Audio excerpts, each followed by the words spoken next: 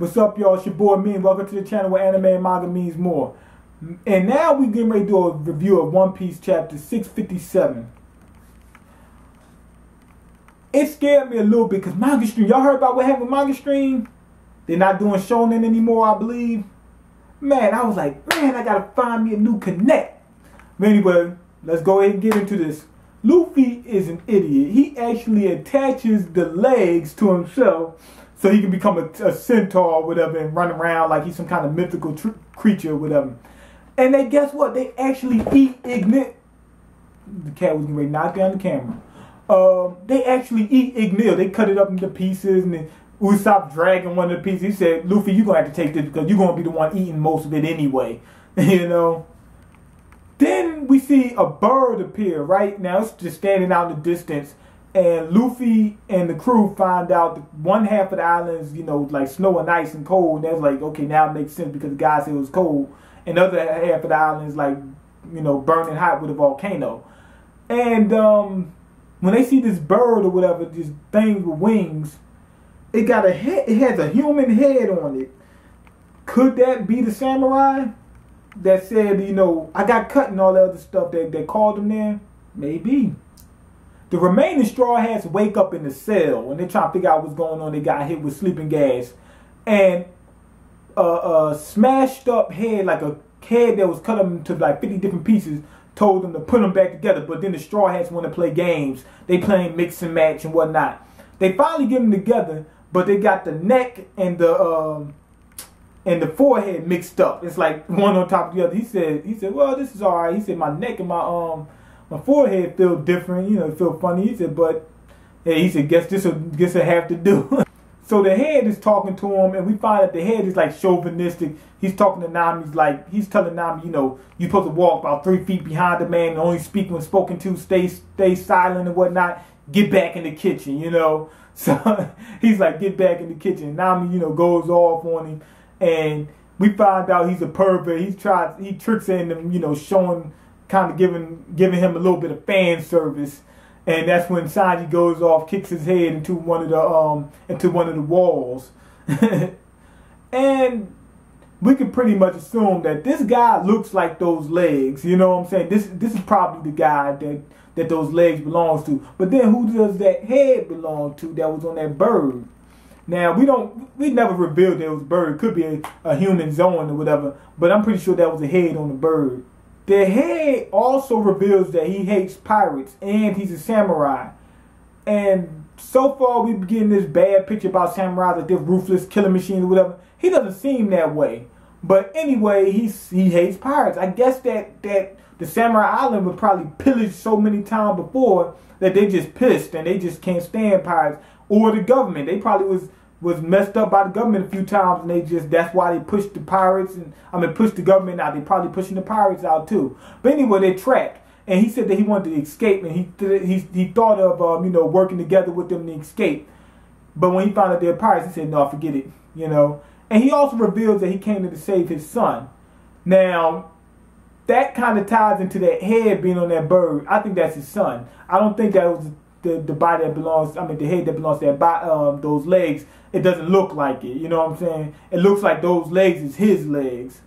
And what had me cracking up was when they was like, it's a head that can talk.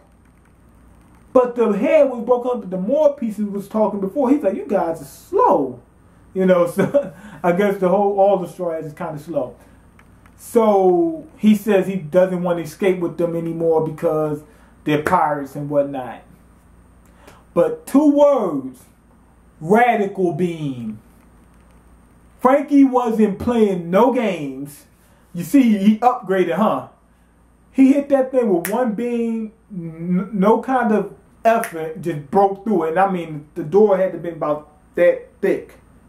Bust through it. It had to been steel. Just bust right through it like it was nothing. So they've been working.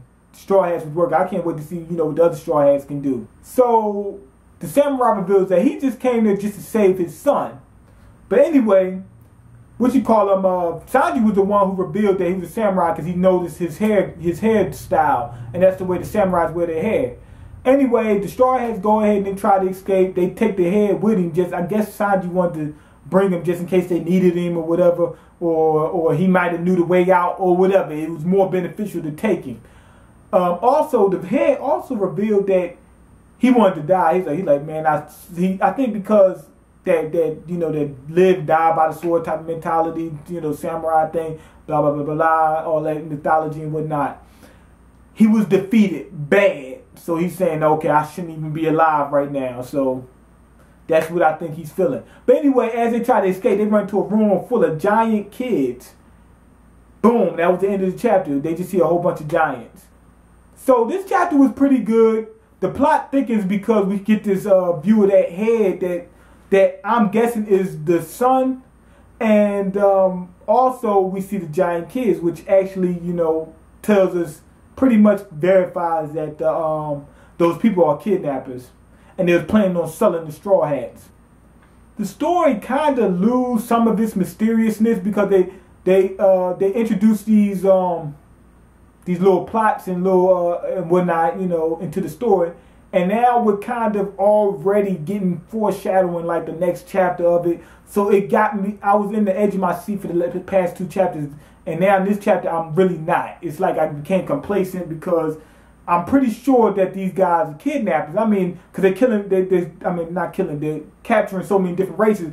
And from what we know, the giants are among the most expensive people. So that's probably why they got all these kids, in different rooms. So I guess they got different rooms for different species and whatnot.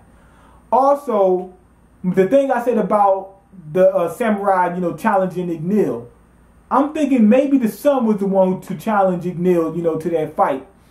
Maybe because he said that he came to save his son, so he probably didn't come there, to fight the dragon. So maybe his son came there.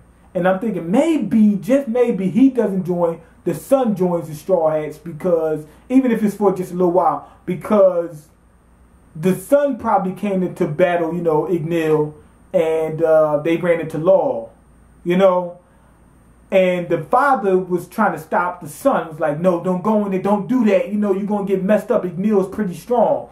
And the son was probably one of those rash guys that says, I'm going to go in there, I'm going to get this fame. A couple people defeated dragon before me, and they come from a famous samurai island. He wants to live up to that dream. His father may have defeated a dragon back in his day, and he says, well, I'm going to go ahead and do it too. And dad came in to save him. That's what I'm thinking probably happened. That seems more logical now. So yeah, that's pretty much my synopsis on it. This chapter doesn't seem as good as the last 2. That's what's killing it. The chapter's pretty good on its own, but it doesn't seem as good as the last 2. So we start off up here and we go down here just a little bit. So that kind of set me off. But go ahead and leave your comments. Let me know what you think. Give your synopsis on that head. I'm pretty sure that's his son, and his son probably came to face Igneel, and his dad came to show up to save him. And go ahead and leave your rate the video. Let me know. That lets me know what you think. And go ahead and subscribe. And I'm out. Peace.